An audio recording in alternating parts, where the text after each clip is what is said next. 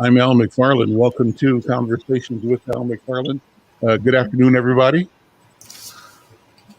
Hey, Good to see you all. I see colleagues and co-hosts Diana Hawkins and Andrew Barnhoff from Hawthorne Neighborhood Council. Good to see you guys. First of all, how are you both? Fine, Al. How are well, you? Had a great weekend. Great, great. I did too. Just the weather today is beautiful. So glad to be here for that, And then I see our friend Michael Rainville here, who's a candidate for Ward 3 and who's been here faithfully every week. Mickey Moore, candidate for Ninth Ward, and faithfully as well. Second, Zia Aida, candidate for Ward 7. Thank you all for being here. Others are invited and are welcome to join.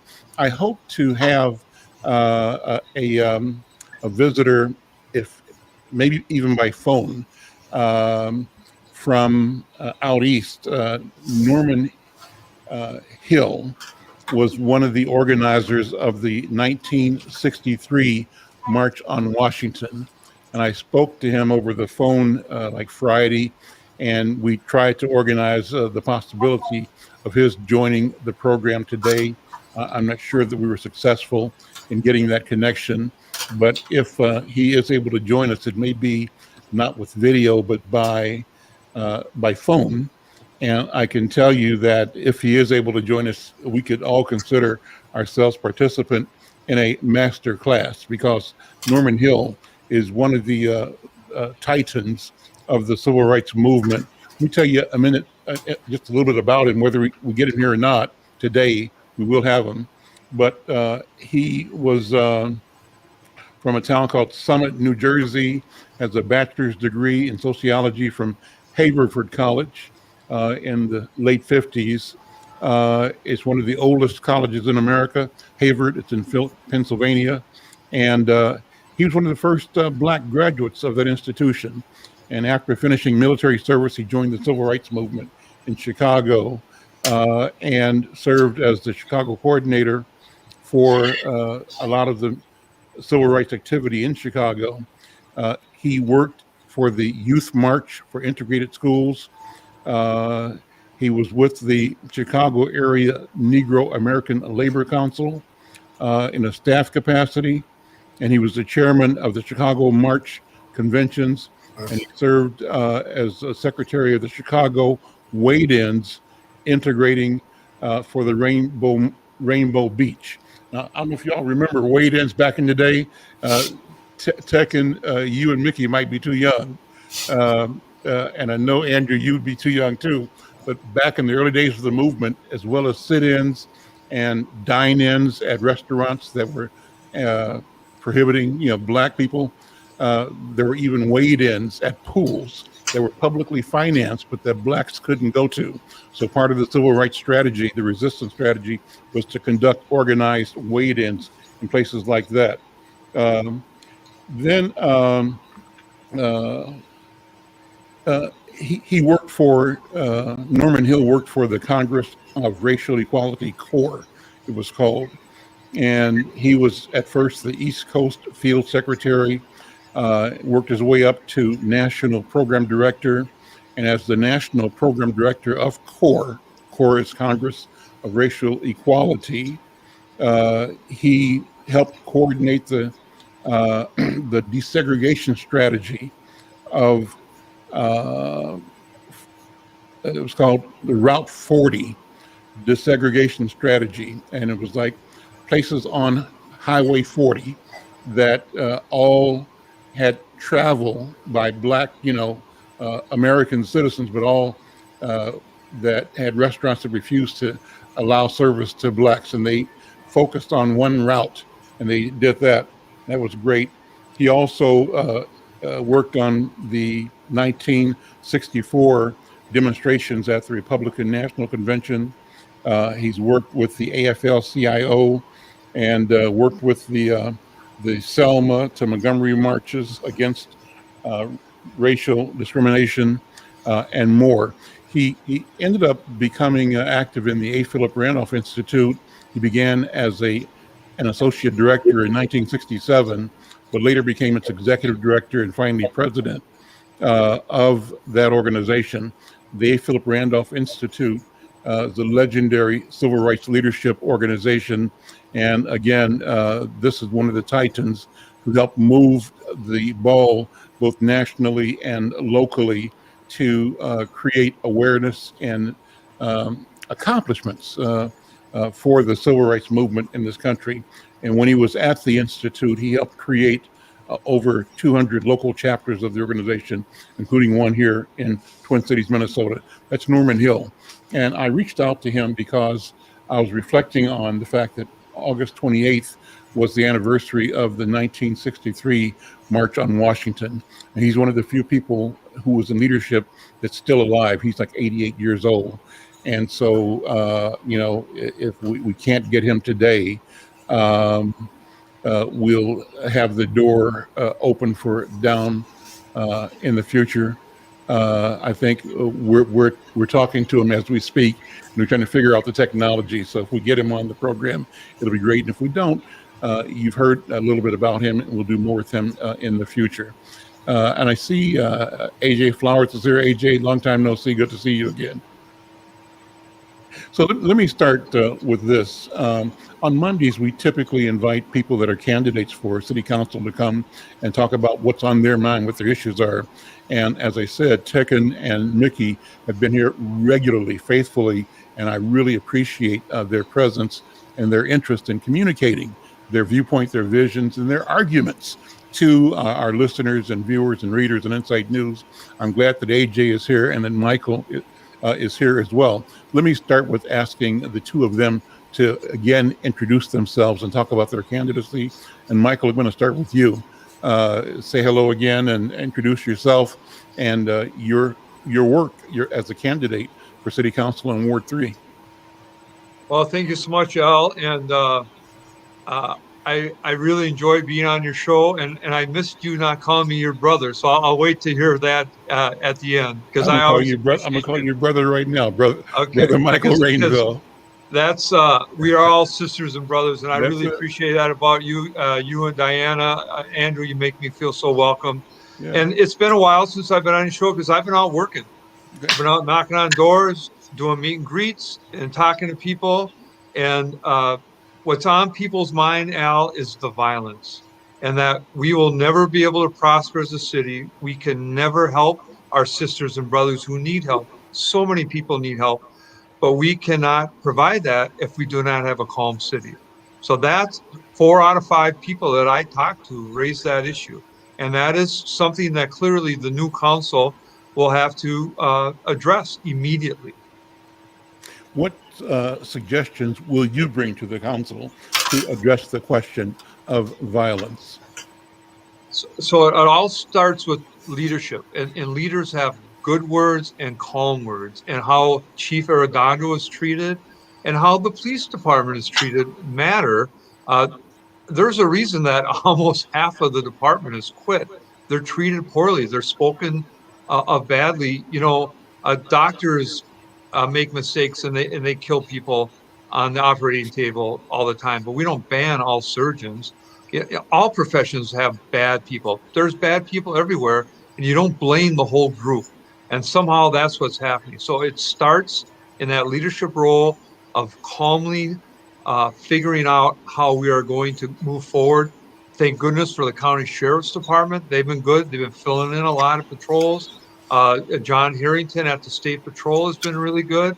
And we have to continue and engage Sheriff Hutchinson and John Harrington in the short term while rebuilding our police department. And so many people say, that my idea of really working with Charlie Adams and Chief Arredondo to get our youth, to get city youth to become our public servants. All of us on this broadcast tonight that are running for office, we want to be public servants. We know how noble that is. Well, it's very noble to be a policeman, a fireman, an EMT, and we have to help our young people understand that.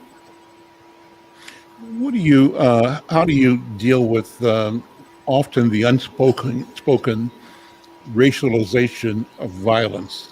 You almost can't separate the question of race, the question of power, the question of discrimination, from the question of accountability, self-reliance, the question of access. Uh, how do you navigate that? Let me go a little bit more into that. Sure. So And on, you raise every complex issue that there yeah, is for public safety, Al, because yeah. it is so complex. So the But shorthand is that people fear young black people, and much of the violence that we see in the news and in the community is violence that young black people are perpetrating against other young black people, sometimes not. But then there is this overall and historic violence of the society against all black people. And on the one hand, some could say the resistance, the rejection, and the um, right word for it, this rebellion of attitude and spirit within the black community that at the end of the day is self-destructive and is hurting other black people, but it's also a reflection of his historic uh, uh, uh, negative situation that black people have gone through and are going through. So how do you handle that discussion? Uh, Go ahead. so first of all, you have to listen, and I'm so proud to have many black friends, and I listen. Don Samuels actually gave me some good advice, which is to keep your black friends close. So when there is a crisis, they're there to help advise you. As a white man, I can never speak for the black community, but I can sure listen to the black community. So listening is a big part of that. And I believe, out of so many times, you'll see tragedies produce good outcomes. And the tragedy of George Floyd murder is producing the outcome that as a community, especially the white community, we're listening more and more to the black community, and we realize things have to change and we have to do things differently. And you're absolutely right that this black violence actually hurts the black community more. Uh, when I went to church on Sunday, uh, I prayed for that poor little girl, that 19-year-old from North High, who got the bullet in her neck. She should be in Chicago right now, going to nursing school. She might not ever talk again, and that's just terrible. Time and time again, Bishop Powell says the best from Shiloh Temple. It's the youth that's suffering from this. So, all of us have to listen, and we have to change. And I do believe that change is coming. It's always going to be slower than it should. It's never going to be enough, but the change is coming, and the attitudes of the white community and the larger community have changed, and they're changing for the better. But it Name all starts with listening, Al. You have to listen. then following up on that, name three other priorities that you are hearing that constituents in the ward want their leadership to address. What are the three things besides the question of youth violence and safety and peace and public safety? What are the other priorities that you see the public is looking for? What I've been hearing when I'm out knocking doors is focusing on hiring into our diverse populations, especially with women. No one can de-escalate a situation better than a woman. Of course, whatever we can do to get police to live in our community, it probably has to be an economic incentive. There is a state law that forbids the city passing a residency rule. So I hear that we want policing to be our neighbors, and just the overall attitude of police, that there is a stronger system of discipline in place, so that people like Chauvin can't slip through the cracks anymore. If you look at his track record, so the sergeant knew he was not a good police officer. The lieutenants knew, but the sergeants and lieutenants get transferred, he stays the same. There has to be a better way of tracking problem officers, getting them the help, because clearly they need help. And if that doesn't work, to move them into another profession. So those are the three big things that I'm hearing when I knock on doors, Al.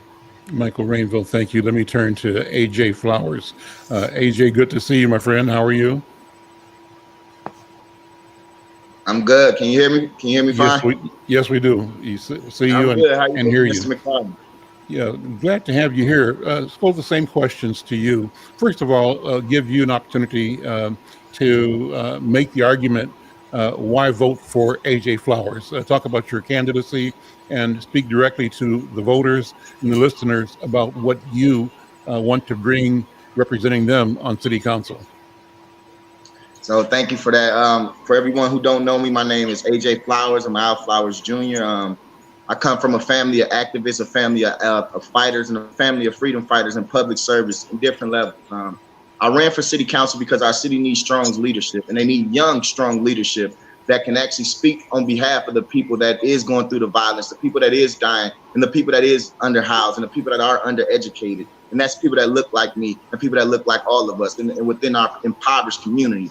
One of the main reasons that I'm trying to do, one of the main things that I'm going to get done, if I become your city council member, is I'm going to work along with our police department to try to find out better solutions, and not just with police, but that's also working with the community leaders. That's also working with our faith-based initiatives and our faith-based places and our community associations, so we can come up with a collaborative plan to help thwart this violence. We know violence in itself is not just violence as we see every day. Violence within itself is usually the conditions that we face within our life that causes violence. I'm not making excuses for anybody, but I do believe that if you don't have housing, you don't have a good paying job, and if you don't have quality education, your chances of ending up in a violent nature is going to be higher than some that does have them different opportunities and different resources. So one of the main reasons I ran, and I've been a fighter my whole life, is because I've seen that when I go to these council meetings and during the political time, you get a lot of people that come into our community and ask for our votes and try to speak about our young people and talk about what they're going to do for us. And then once they get into them positions and once they get into the city council, they usually forget about us and they start working with their special interest groups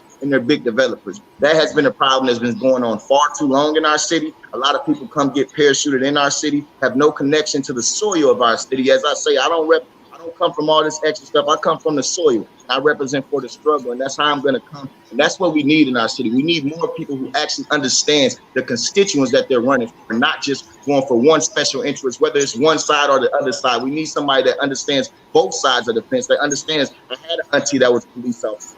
My father was abused by the Minneapolis police officer. This is all in Minneapolis. So I know both sides of the equation, but we need more people that has the leadership and the strength to say it when it needs to be done, to fight for us when them big developers and special interest groups get in the room, and someone that's not afraid to make things uncomfortable to make sure we can get the change that we need within our city. Talk about the question of youth violence. It's on everybody's mind.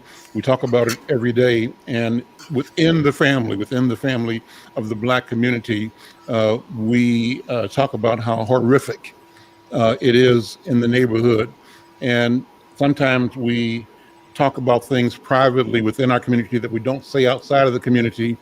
But I believe that this is a time that we have to sort of shout to the world, what our position is and what we see as the challenges and what we bring as solutions. So I'm gonna, with that kind of parameter, have you focus on the question of how the public perceives Black people and Black youth in particular, and then how do we address that so that those who are perceived in a certain way don't get locked into stereotypical situations and lack of opportunity that sort of moves them down the pipeline, to what do you call it, to dysfunctional negative behavior, because that's all they see as the way out. How do discuss that whole dynamic from your point of view? Well, first and foremost, I don't think it's upon any of us, especially as a Black man or Black woman or indigenous people, to try to change anybody's perception of what they believe about us. I mean, okay. the fact of the matter is we've been in this country for 400 years. So the perception about us has been the same way regardless, no matter what we're doing in life or how we're moving or what steps of life that we're going. I think that's more, like Michael Rainville said, that's more to the white community to be able to fix their perception and actually start talking and listening and understanding the people that you say you have perception about before you start judging. Because if we go off the judgmental way, we can judge everybody. Everybody has sins that they have committed before. So I don't think, I would just say right off the bat, it's not upon any Black person to try to make another white person or anybody Especially if you're out here trying to do the right thing, try to make them like me more. That's not what I'm in here to do, and I won't. And if that's the case, oh well, I probably won't be liked by everybody, and that's not an intention of mine. But when we think of young violence, we think of youth violence. I think it goes back to what I said, and it's about the conditions that we face. You know, the conditions that we're living in. You know, the world. They took away in our Black community. They took away our leaders in the early 60s and 70s. They made our leaders be entertainers and drug dealers. So now when our young people, when they have the opportunities that you have, unless you're performing at an elite level in education or elite level in athletics or something like that, then you get stuck by the wayside. The difference between kids in the community, and I'll say people of color kids in the community, and kids that don't live in the community is the opportunities that they get. It's a different chance that they get, the tutoring systems, the way their teachers work. If you go look at the teachers in the suburbs outside of Minneapolis, they're so eager and ready to get back to teach the students. But for some reason, our teachers in Minneapolis, they're not focusing on that. Maybe if we had a teachers federation that actually focused on educating our young people and actually working on that way instead of trying to defund our police department, that would probably help us a little bit go along the way too. I always say this, I don't care what color you is, black, white, purple, brown, if you do not have education, if you do not have adequate housing and you don't have a chance at economics, then you're going to go into the same situation as anybody. And it's been proven over time. It's not like only the Black community, it's any community that does not have a chance or the opportunity to actually show different platforms and show different chances and see different things outside of life, see business ventures outside of life. You know, all our business ventures in the community, unfortunately, a lot of them, the influences that we see, it do be people that's doing the wrong thing. And that's because we're always in a struggling state. We're always living paycheck to paycheck. You go out to the northern part of Minnesota, and you see the type of job offerings they got for uneducated white males. They're ranging from $25, $20, $30 an hour. But then you come to Minneapolis, and they offer us jobs and say, well, we're offering them jobs, and the jobs range at $12, $13, $14 an hour. That's the problem. We have to make sure that we can actually get some adequate resources. If we don't have no economic chances within our city, then there's no chance at all. Because as long as we're going to still be at the bottom part and we have some of the worst disparities in the country, we can focus on everything else, which is the trick bag, which is what they want us to do, focus on everything else. But we got to focus on the real issues, which is our economics, which is our housing, which is our education. Now, I can't affect education as a city council member, but what I can do is help open up after school programs within our city and within our department to work with some of them underprivileged kids that we got. So when it comes to it, it's a whole full perspective. I don't think it's just this or that. Most of it's saddening. It can be music, it can be a lot of things that go into it, but I think the main key point is the resources, because we're not going to save everybody. Let's be real about that. Some folks going to have to get their butt in jail. Some folks going to have to go to prison. I'm not sitting here saying that's not going to happen. But for the ones who are trying to do a different opportunity and have no chances, we got to be able to do a better job to have them opportunities for them. And we got to make sure everyone is stepping up to the plate and actually listening to our needs and not only doing this for right now during this political election time. So it sounds like, and you're right on point, AJ, talking about the creating of a new narrative. And when I talked about how people perceive young Black people, how the question of youth violence is portrayed in media, I guess I am talking about the training of the public to fear Black people. And that training also ends up with Black people fearing Black people. You may end up fearing your nephew or niece, your cousin, your twin brother or sister, because of all the negative energy that has been placed in the information environment. The narrative is a narrative that puts you and puts us in a place of disadvantage, and it's intended to maintain us in that position. So I think you're right in saying it's not about trying to get somebody to like you, but how do you attack the institutional systems that support the devaluation of Black life and support the restriction of opportunity, and that support this despair where people in our community give up and say, I can't make it, it's not going to happen. That was my point. Let me have you talk about that a little bit more, because this is a great way to bring in our guest, Brother Norman Hill. But go ahead, AJ, respond again. Yeah, absolutely. And like you said, it's more about, and what I mean by that, it's more about us actually trying to fight to help save ourselves and actually trying to fight to help bring back love and bring back value within our community and bring back care within our community. If we sit there and try to appease or do something like that for somebody. I mean, we've been doing it. We've been trying to do that for a long time here, and it hasn't worked. So I don't have the answer to how to make somebody who already have a perception about me or a perception about how I feel. Because let me tell you something. I was one of them kids too. Or one of them young people, I should say. I don't like using the word kids. I was one of them young people myself. So and I have family members and people that I know personally who has died from this violence. So when I say this type of stuff, I'm emotionally attached to this too, because I actually know the people that's in the community. I actually know some of the people that's dying, and unfortunately know some of the people that did some of the shooting. So the one thing that I say is that I know this is a real issue that we face, but at the same time, when we're going through that issue, a lot of times we focus too much more on the negative than we actually do on the positives that we have in our community. We focus more on the things that goes wrong than we do the things that go right within our community. Right now, we're in a tragedy, we're in a crisis. The only way we're going to save our community is we got to start saving each other. We got to work with each other. We can't be afraid of each other if we want to save each other. We can't say we want to fight for them young people if we're afraid to talk to some of them very young people. Because let me tell you something. There's some young people out there that ended up in this situation that didn't want to be in this situation, but some tragic happened to their life. Somebody they looked up to, probably a cousin, an uncle, an auntie. Now we getting young girls got a little cousin. How about that? How about being a 16, 17-year-old trying to do the right thing and your little cousin gets shot in the head? Mama's here. Look, Mom there. Mama's here. Something like that. That changed any man's perspective. That doesn't matter color or anything involved in it. The way that we have to do it is we got to actually work with the people who's outside right now, the boots on the ground organizations that's actually outside, to bring a different narrative into our people, actually show them different people, that actually show people that fight for them, that looks like them, and that's not trying to do it just for a political game. But when it comes down to it as far as perception, like I said, I couldn't get in trying to change somebody else's perception. All I try to do is try to change ours.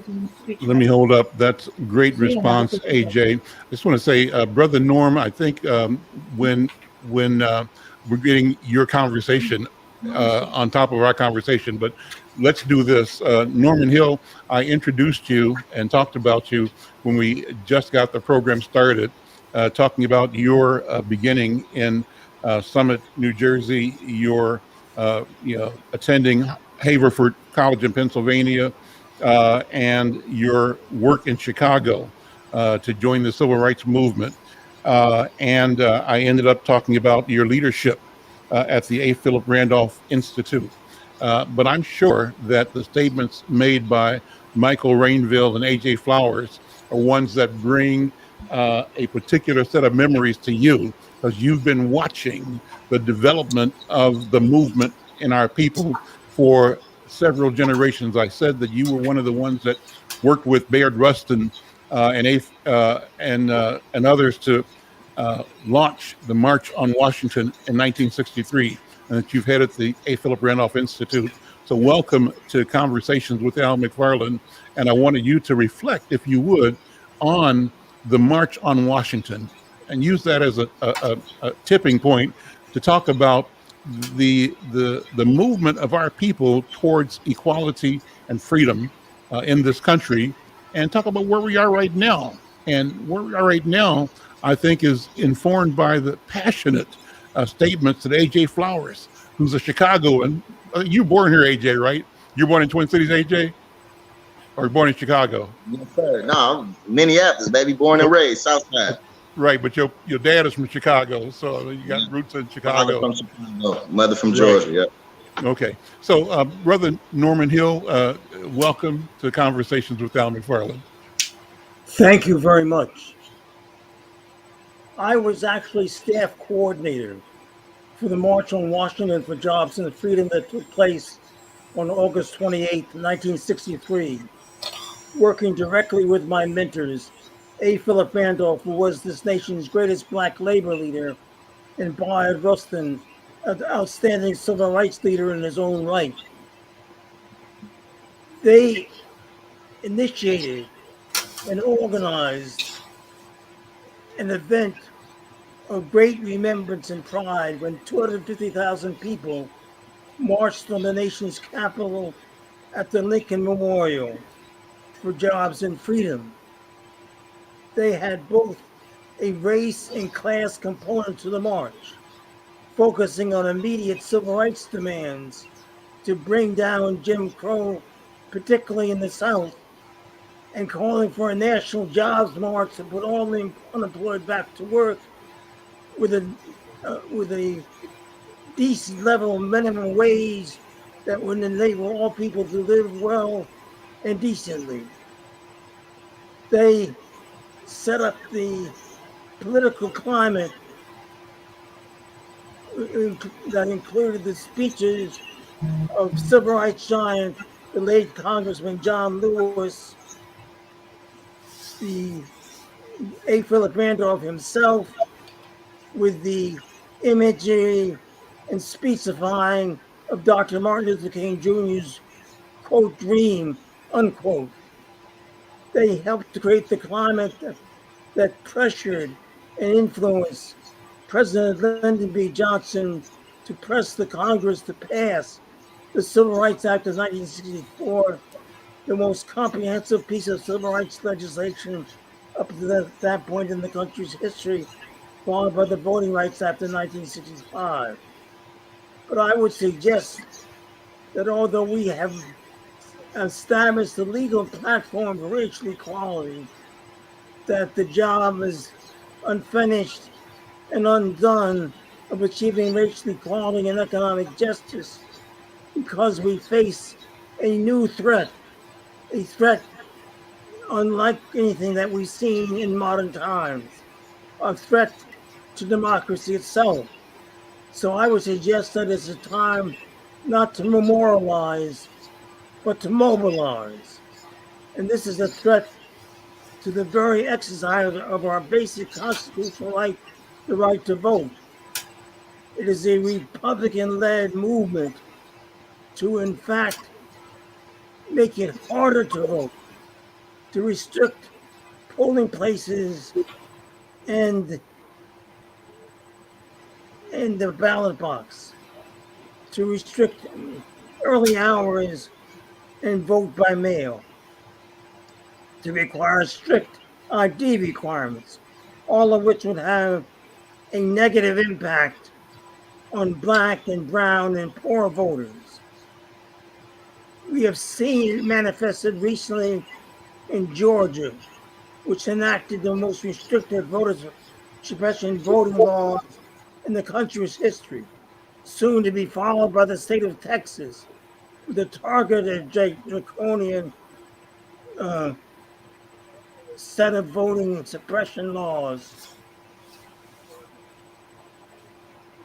This is part of a litany of state-centered voter restriction and voter suppression efforts. Particularly noted is the rules that would give state legislatures the right to overturn election results based on the thinnest evidence of voter fraud.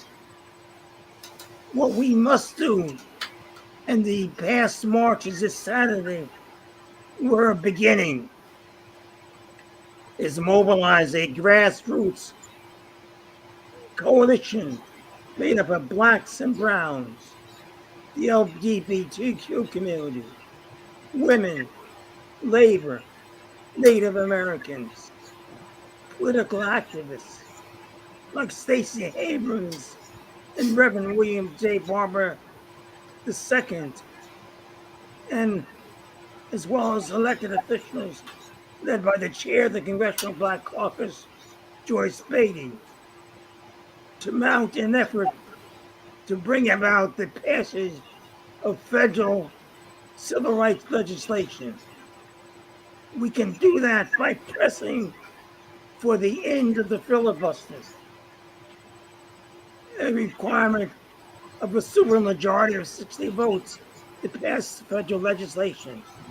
If not an end to the filibuster, at least a carve out when it comes to matters of constitutional import, of which the vote clearly quantifies. In this context, we must mobilize grassroots lobbying coalition to press the Congress to do the very thing of creating a baseline of national voter participation and access to the ballot, which overturns the state efforts to suppress voters, along with the enactment of the John Lewis Voting Rights and Advancement Act, which would in fact restore what was taken away by conservative-leaning Supreme Court, the right to a pre-clearance and clearance of any new voting laws, to make sure that they do not dilute minority voting strength and in fact are genuinely democratic. This is the context in which we find ourselves today, when it's not just the question of civil rights, it's a question of maintaining democracy itself, because without the vote, there is no democracy. And without democracy, there is no America. I suggest briefly that this is where we come. This is the shoulders on which we base our current march and thrust, going back to 63 and finding ourselves faced with today, 2021, late August of this year.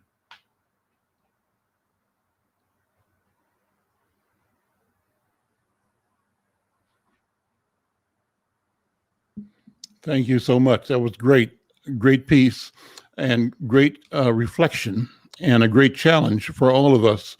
Organize, mobilize, organize, mobilize. And I want to have our candidates respond to the challenge you've put forth, Brother Hill. Mickey, haven't heard from you today, and I want Michael and AJ to come back in. Hopefully Tekken will come back again. Brother Hill, Mickey Moore, and Al Flowers, both Ward 9, right? That's right. So these two gentlemen are competing for an open seat on Ward 9 in South Minneapolis. That's the ward, I believe, where George Floyd was killed. So they're Right. at ground zero, the epicenter of the reckoning that not only is happening here in Minnesota, but it's happening throughout the country, and one could say throughout the world. A reckoning that encompasses and enfolds and builds on all the work of you and the other pioneers of the civil rights movement have advanced. This moment stands on your shoulders, just as you stood on the shoulders of brave men and women, freedom fighters before you. And then, so I want them to respond. And Michael Rainville is running for a ward. It's mostly northeast Minneapolis and parts, I think. Are you still parts of North Minneapolis, Michael? Parts of downtown? Or southeast? You're muted. You're muted.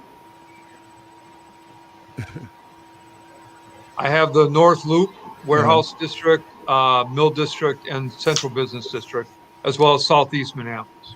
Michael Rainville is part of a tradition, a legacy leadership family, people that have run the city of Minneapolis City Council in particular over several generations. So he's rooted and vested in the history, but also the future of our community. So let me first start with you, Mickey Moore, reflections on feedback, and in the process, introduce yourself both to Norm and contextualize this powerful testimony and your experience, if you would. Well, I mean, I think I'm sure I speak for everybody when I say I got goosebumps listening to you, Mr. Hill. I mean, just thinking about the impactful moments that you have been a part of and making that change on the ground that we're seeing now, that we are the results of. Our ward actually has, I can't even count, AJ, maybe you could help me out, 6 or 7 Black people running for the same city council seat. It's never happened in Minneapolis before, where we've had this many candidates, all people of color, vying for the city council position, we have no choice but to elect a person of color from Ward 9 this year. And that just thrills me beyond explanation. I can't tell you how uplifting that is and how joyful that is to me, that we're going to put diversity onto the city council no matter who is elected. That's just so meaningful. And we're in a position like this because of the work that people like you have done. I want to point out one thing, and I would feel remiss if I didn't say this. Minnesota is known historically as a huge voter turnout state. We lead the nation. We love to pat ourselves on the back for leading the nation in voter turnout. But let me be clear. That is for presidential elections. That does not hold true for municipal local city elections. When it comes to local city elections, Minneapolis, like many other cities around the country, for whatever reasons, for our own reasons, is shamefully low with our turnout. We hover around 30% turnout for municipal elections. 3 out of 10 Minneapolis residents bother to come out and vote. And if we do not do something about those numbers, about those statistics, we are always going to be facing an uphill battle in getting what we all want, in getting what we all believe in, the common goals that we all share are not going to be reflected in our voting because we don't all show up and vote. So if I could say anything today to the people that are listening on Mr. Hill's behalf and on the behalf of everybody in Minneapolis who wants a better future, please get out and vote. Make yourself aware of the issues and of the candidates. Find out who is out there and who you need to support. Do your due diligence. Everybody's got a website. Everybody's got information. Almost everybody's got their phone number. I know I've got my phone number plastered everywhere. You could call me anytime. Okay, I love to talk to people about their issues and concerns. And Michael Rainville's out there knocking on doors, and I know AJ is too, and so am I. But we can't possibly knock and talk to every single person in the city. So we need help from the residents to reach out to us to make their best effort to make sure that they know what these issues are, what these ballot initiatives are all about, which way they need to vote, which candidate they need to support. If we do this, if we all work together, we will come up with the consensus best leader for our city and for our residents, and we will move forward as a city. We will move to that positive ground that we're all trying to get to. But it's going to take a little bit of work. It's not going to happen on its own. We can't just sit back in the couch and expect everything to get better while we don't take part in it. We have to become a part of that change that we want to see in ourselves and in our city if we're ever going to achieve it. Mickey, let me bring Michael Rainville in. Michael Rainville, the Rainville family, Norm Hill, is a family associated with the labor movement in Minnesota. They sort of helped put the meaning in the predominant party in Twin Cities, which is the Minnesota Democratic Farmer Labor Party, DFL. And the Rainvilles are torch bearers in that arena as advocates and leaders in labor. Michael, reflections, thoughts, comments, questions for Norman Hill?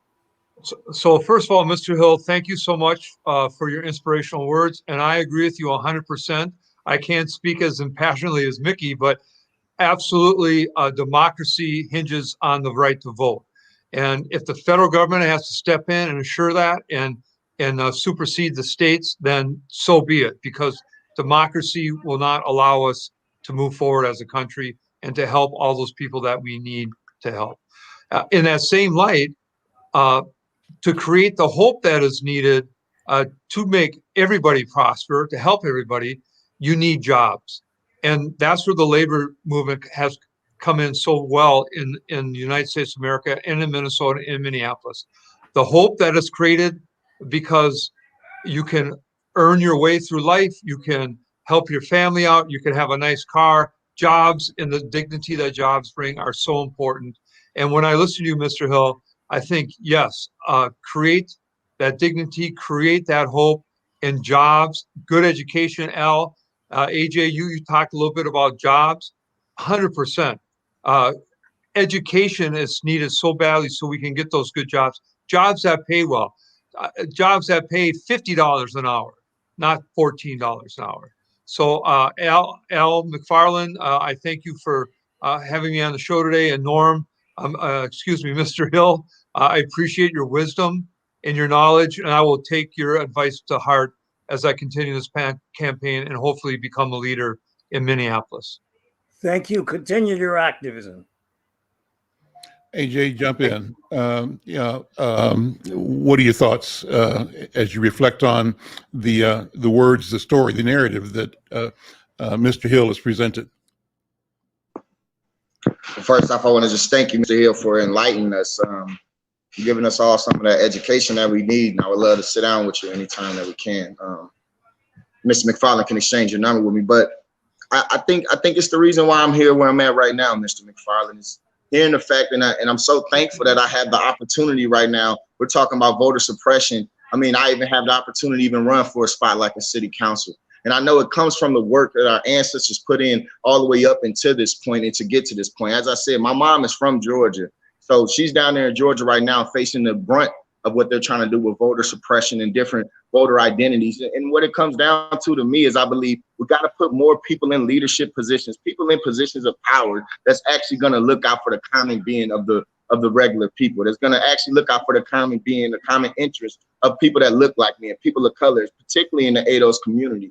To think about how much fighting we did, and we're in 2021, and we're a year removed from George Floyd, and the first thing that the Republicans do is come back and try to go with voter suppression. To me, it just entails why this fight is so serious, why this time that we're living in right now, this moment, this movement that we're living in right now is so serious. That's why I do the work that I do now when I'm working with the Young People Task Force. I'm already working with the Young People Task Force. I'm trying to sit down with the chief. I sit down with the chief at Donald. I want to sit down with the unions. I try to sit down in these places so we can come up with a common solution, because too often we're not even getting a chance to make it to the voting polls. Too often we're not even getting a chance to make it to the fact of 18. Too often our 18-year-olds who graduate from high school, like our young sister from North High, she gets shot in her neck right away. And we getting people that's dying that's not even getting the opportunity. So when I think about voter suppression and think about how much that affects us, especially in a municipal and local way, it's almost it's disgusting, but not surprising to me. And that's why it's more important, like I said, that not to try to change the perception, but to change our narrative and to make sure that we fight hard and understand that while we're fighting on one issue and we're fighting on public safety, the system of systematic racism is a whole system within itself. And there's so many different ways that these barriers within that they work to try to suppress us. And that just shows another thing. I'm just honored to be on here with Mr. Hill and to be thinking of myself as a young Black activist who's a freedom fighter who fight now. And I'll just leave with this. Somebody asked me, AJ, when I was running, they said, man, do you think you're too much of a freedom fighter to run for a city council position? And I thought about that. I'm like, you know what, maybe, that's what I come from. But then I thought, no, it's the fact that I am a freedom fighter that I should be running for this city council position. We need more freedom fighters. We need more people that's going to fight for the dignity and the humanity of people inside of them positions, especially in positions of power. So, Mr. Hill, I thank you. And like I said, I look forward to hopefully getting a chance to sit down and meet you one day. Norm, Mr. Hill, I want to ask you to spend a few minutes just reflecting on some of the people that you've worked with that have mentored you or challenged you, and people that you have mentored. This is about the connections we make with each other in our commitment to liberation, freedom, to the development of humanity, of humankind. So I know that you worked with Dr. King, and I know that you worked with A. Philip Randolph. Talk about some of the people that you had up close and personal contact with as they were, and you shaping a new direction for our country. I was in Memphis, Tennessee, helping to generate community support, working with the staff of Dr. King's Southern Christian Leadership Conference and the American Federation of State County Municipal Employees, generating community support for the striking Black sanitation workers.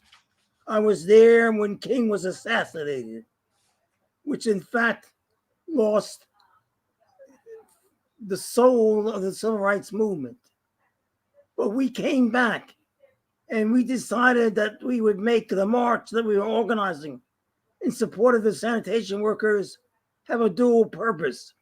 Not only to support the struggle of the sanitation workers to unionize, but to memorialize Dr. King. I also was mentored by A. Philip Randolph, who was this nation's greatest Black labor leader, the founder of the most historically significant union for Black workers, the Brotherhood of Sleeping Car Porters, whose foundation all the recent struggles of working people, working low-wage working people, owe an enormous debt to the lonely struggle of the sleeping car porters, which became the first union with Black leadership to negotiate a contract from a major employer, what was then the Pullman Company. Randolph was the dean of and father of the modern civil rights movement and the initiator of the August 28, 1963 March on Washington for Jobs and Freedom. My other mentor was Bayard Rustin, a civil rights leader in his own right, arrested over 20 times in the struggle for racial equality in this country, a master strategist and tactician of the civil rights movement, and the organizer and deputy director of the epic 1963 March on Washington for Jobs and Freedom. I knew and worked with civil rights giant, the late Congressman John Lewis, who literally put his body on the line for civil rights, was arrested and beaten and jailed to, in fact, hasten and bring about racial equality and economic justice in this country. These are just some of the people that I worked with in my time as a long-time civil rights activist. But I would like just to add one note that I hope would give us an opportunity to come back and be a part of your radio show. Mm-hmm. My wife, Velma Hill, and I have written a memoir whose title is Climbing the Rough Side of the Mountain. It chronicles our trade union and civil rights experiences that enabled us to be the only Black couple to hold leadership positions in both the civil rights and labor movements. And so we would welcome the opportunity to come and talk about our memoir, which talks about our impact and our experiences on the civil rights movement in a personal, upfront, and close manner. We welcome the opportunity. Thank you so much. And thank you to Mrs. Hill, Mrs. Velma Hill, for helping facilitate this conversation today. You know, I'm going to close with this. Maybe, Norm, give a word of instruction or advice to these young leaders. Young Michael Rainville, I call him Brother Rainville. He's a friend. Mickey Moore, a person who I haven't known personally until this process, but who I have come to respect and enjoy because he's clear, he's forceful, he's intent. And to AJ Flowers, I love to hear him. I know his family, his father and I. His father was that candidate for the mayor of Minneapolis, and I believe we endorsed his father's candidacy, and we have worked to elevate and help our community know this passion that the Flowers family represents. His aunt is a former police officer. The father, though, beat up several times, badly, by the Minneapolis Police Department, but still remains an advocate for safety, public safety, recognizes the value of proper public safety, stands against, and wants to figure out how to protect us from ill-informed and ill-intentioned people that abuse the power of law enforcement and of government. So any final word to them, Norman Hill? I would say, especially to young people, but to all of today's activists, that the words of A. Philip Randolph give us guidance and inspiration and motivation. He said, freedom is never a final fact, but a continuing evolving process to higher and higher levels of human, social, economic, political, and religious relationships. At the banquet table of nature, there are no reserved seats. You get what you can take and you keep what you can hold. If you can't take anything, you won't get anything. And if you can't hold anything, you won't keep anything.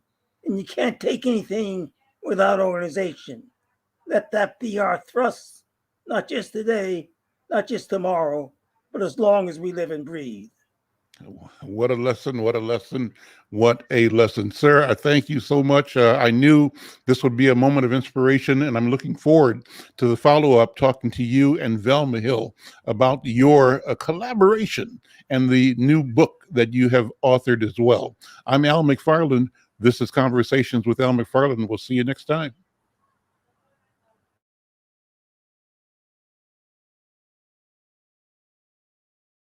Oh, Queen Justice, where are you? Did they beat you up or no? Lock you on the ground, take the crown away from you? Oh, Lady Liberty, red, white, and blue. Did they take your dignity with their bigotry? Teach you that you're born to lose.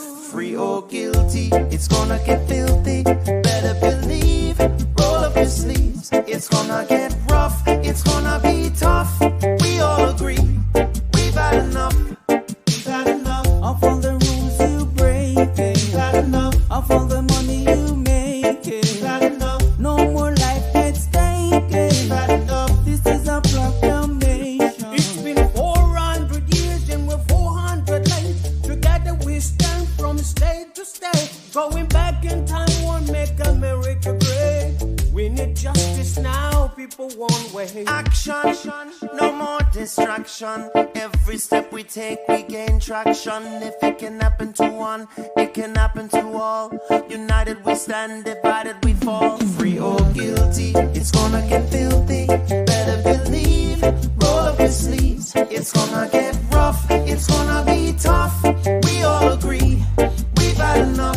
We've had enough of all the rules you were breaking. We had enough of all the money you were making. We had enough. No more life gets taken. We had enough. This is a proclamation. Free or guilty, It's gonna get filthy. you better believe. Just roll up your sleeves. It's gonna get rough. It's gonna be tough. We all agree, we've had enough. We've had enough Of all the rules you're breaking. We've had enough. All the money you're making. We've had enough. No more life gets taken. We've had enough. This is the proclamation. We've had enough. Trayvon Martin and Tommy Rice. We've had enough. Michael Brown and Eric gonna pay the price. We've had enough. Philando, Breonna, George Floyd. What? We've had enough. So many gone, how can we fill the void? How can we feel? We had enough. John Crawford, I know you've heard. We've had enough. Sandra Bland, come on and take a stand. We've had enough. Sean Bell, what the hell? We've had enough. Freddie Gray, did you hear what I said? We've had enough. This is a proclamation.